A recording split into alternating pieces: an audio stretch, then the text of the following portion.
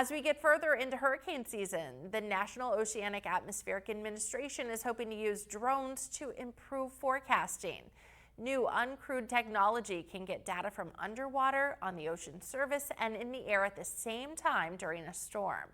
Jonathan Kegis has the story.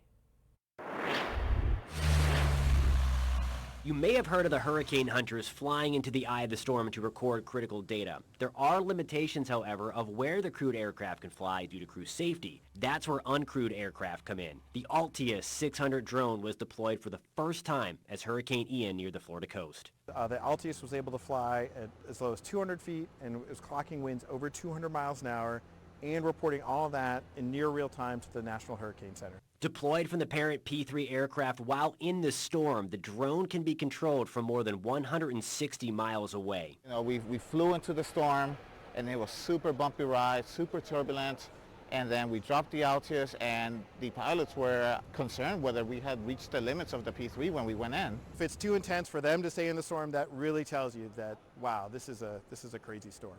The traditional instrument dropped from Hurricane Hunter aircraft is also getting a new companion.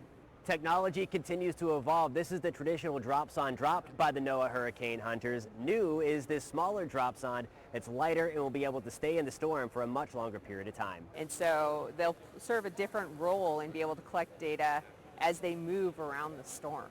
There's also sail drones that are able to sail right into the storm and will provide a much better understanding of the air and sea interaction. And below the surface, gliders will gather data of the ocean heat content out ahead of the storm. There are certain ocean features that lurk beneath the surface that sometimes can affect a hurricane's strength as it moves over those features.